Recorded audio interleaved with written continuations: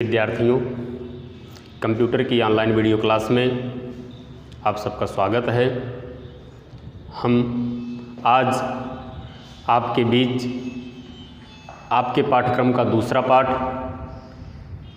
संचार के प्रकार एवं माध्यम, जिसमें हम पिछले 2 बिंदुओं पर चर्चा आपसे हम कर चुके थे।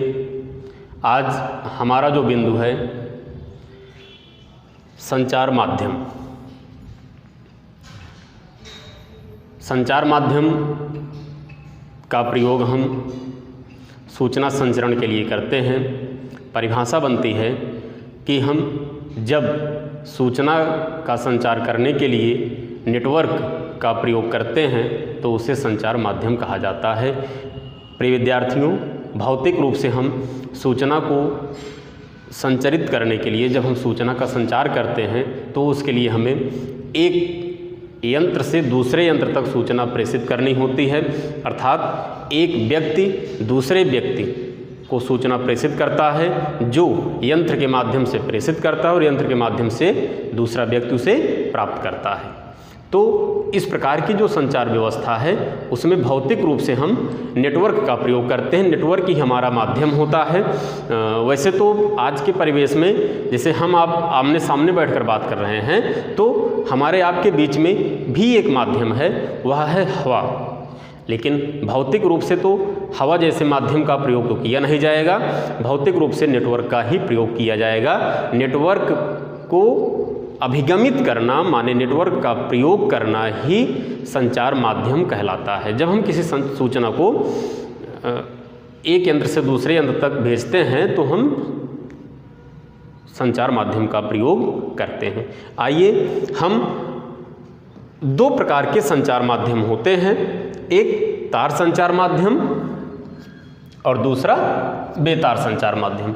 दोनों संचार माध्यमों में हम नेटवर्क का ही प्रयोग करते हैं, लेकिन अंतर यह होता है कि तार संचार माध्यम में नेटवर्क को अभिगमित करने के लिए तारों का केवल प्रयोग करते हैं और बेतार संचार माध्यम में नेटवर्क को अभिगमित करने के लिए तारों का प्रयोग नहीं करते हैं, हम तरंगों का प्रयोग करते हैं। लेकिन इसमें भी केंद्रित रूप से तार का प्रयोग होता है। जैसे आप एक मोबाइल टावर को ले लें, मोबाइल टावर जहां है वहां देखिए तारों का प्रयोग हुआ रहता है, लेकिन मोबाइल में तो नहीं हुआ रहता। हम मोबाइल में जो नेटवर्क का प्रयोग कर रहे हैं वह तरंगों के आधार पर कर रहे हैं, तो हम इसको बेतार कहेंगे। तो प्रिय विद्यार्थियों, यह जो है बात आपकी समझ में आ ही गई होगी कि तार संचार माध्यम में नेटवर्क को अभिगमित करने के लिए केवल तारों का प्रयोग करते हैं और बेतार संचार माध्यम में नेटवर्क को अभिगमित करने के लिए तरंगों का प्रयोग करते हैं। जब हम तार संचार माध्यम में नेटवर्क को अभिगमित करते हैं तो हमारे पास 3 प्रकार के तार होते हैं। पहला है व्यवर्तित युग्म तार, इसे अंग्रेजी भाषा में ट्विस्टेड पेयर केबल भी कहा जाता है। इसका अभिप्राय होता है मरोड़े हुए तार। जैसे बिजली के तारों को कभी देखिए 2 तार आपस में मरोड़े रहते हैं और दोनों तारों पर पीवीसी का आवरण लगा होता है, यानी कि उस पर जो है एक तार की सुचालकता दूसरे तार से नहीं मिल पाती है, दोनों के बीच में कुचालक पदार्थ लगा होता है। इसका प्रयोग हम सीमित दूरी के लिए करते हैं। कंप्यूटर में जब भी सीमित दूरी की बात आती है तब आपको समझना चाहिए कि केवल 1 किलोमीटर। अभी आगे भी प्रश्न बनेंगे। लाइन में सीमित दूरी कितना? 1 किलोमीटर। विवर्तित तार में सीमित दूरी कितना? 1 किलोमीटर। तो जब हम सीमित दूरी की बात करते हैं कंप्यूटर के परिप्रेक्ष्य में तो आपको समझना चाहिए केवल 1 किलोमीटर। हम जो विवर्तित तारों का उपयोग करते हैं इसमें 9600 bps बीट पर सेकंड की गति से हम डाटा को ट्रांसमिट करते हैं। इसमें तारों का व्यास 0.016 से 0.036 इंच तक होता है। इसमें हम किसी भी डाटा को ट्रांसमिट करने के लिए सीमित दूरी का उपयोग करते हुए 9600 bps की दर से डाटा को ट्रांसमिट करते हैं। अब बात आती है समाक्ष तार की। सम अक्ष कोएक्सियल केबल इसको अंग्रेजी भाषा में कहा जाता है। इसकी जो संरचना होती है इसमें देखिए दो प्रकार के तार लगे होते हैं। एक होता है केंद्रक तार और दूसरा होता है जालीनुमा तार। इन दोनों तारों के बीच में पीवीसी का आवरण लगा होता है और जालीनुमा तार के ऊपर भी पीवीसी का आवरण लगा होता है। जैसा कि आपको चित्र के माध्यम से स्पष्ट हो रहा है कि जो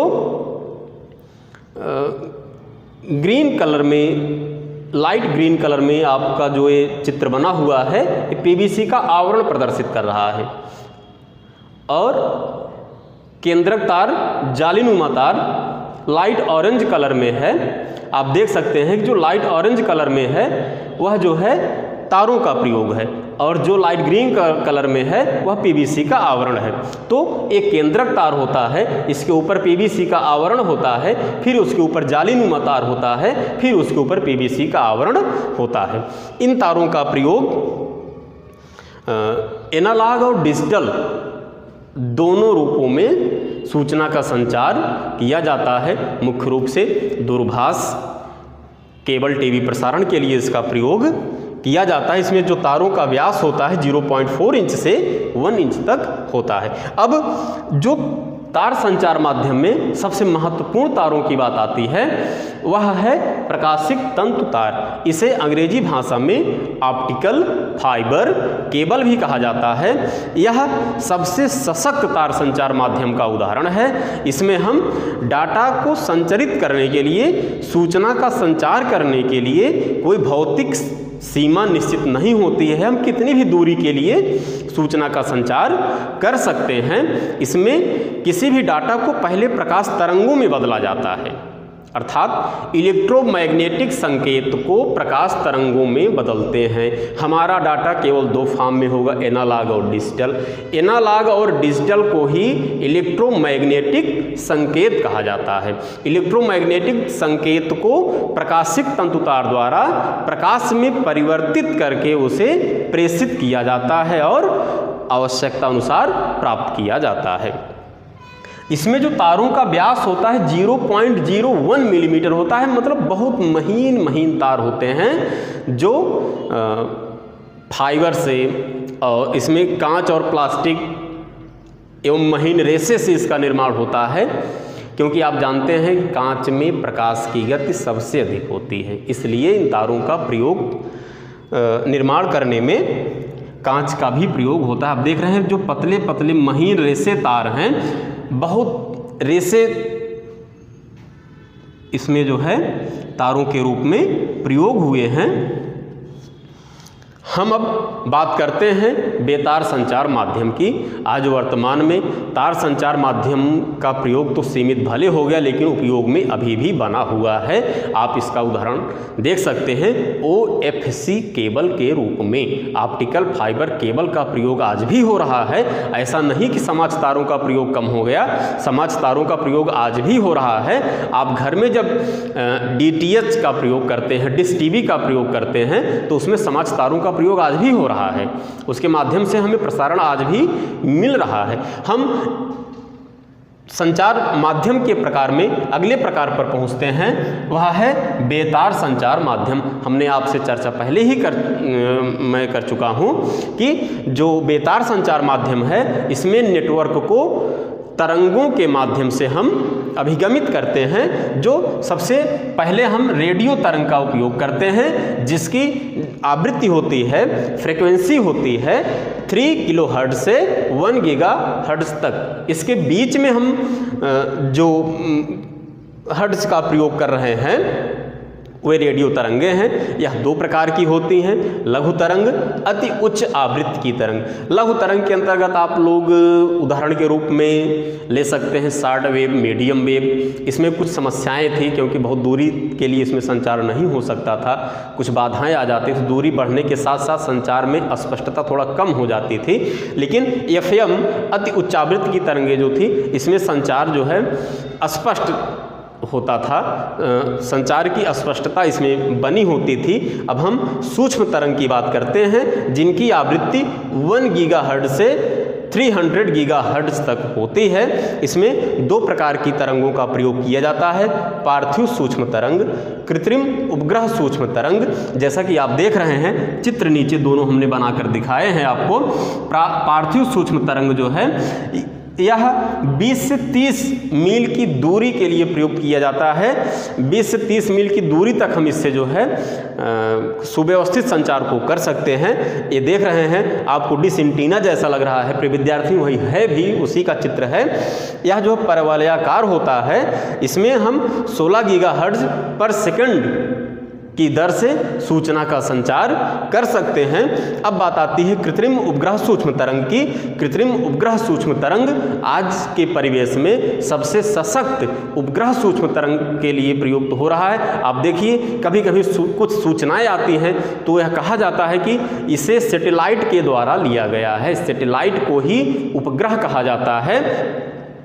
हम इसमें जो तरंगों के माध्यम से संचार करते हैं, इसकी गति बहुत तीव्र होती है। इसमें आप देख रहे हैं, उपग्रह यहाँ है, एक सेंडर होता है और एक रिसीवर होता है।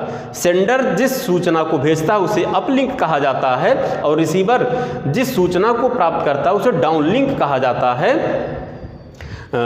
उपग्रह जो होता है वह 36,000 किलोमीटर की ऊंचाई पर छोड़ा जाता है, और वहाँ से हम जो है सूचना को प्रेषित भी करते हैं और इस माध्यम से हम सूचना को प्राप्त भी करते हैं।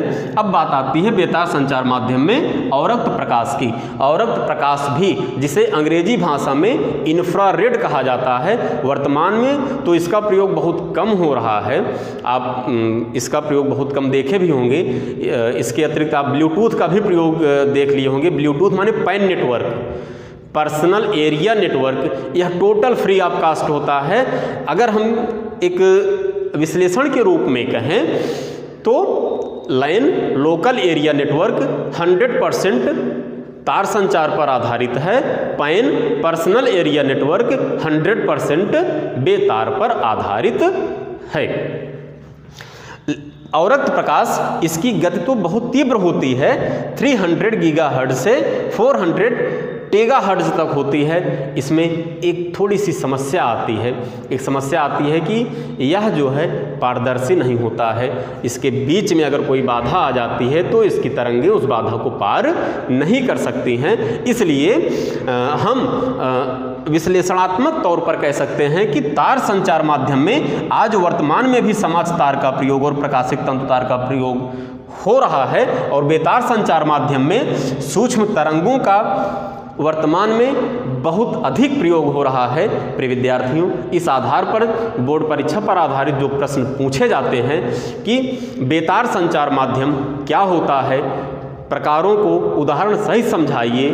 दूसरा लघुत्तरीय प्रश्न बनता है, तार संचार माध्यम कितने प्रकार के होते हैं, उदाहरण एवं चित्र बनाकर स्पष्ट कीजिए। जब विस्तृत उत्तरीय प्रश्न की बारी आती है, इसी पॉइंट से विस्तृत उत्तरीय प्रश्न भी बन जाते हैं। सीधा सीधा प्रश्न पूछ लिया जाता है, संचार माध्यम कितने प्रकार के होते हैं, सचित्र वर्णन करते हुए समझाइए। आज की हमारी आपकी क्लास इतनी ही।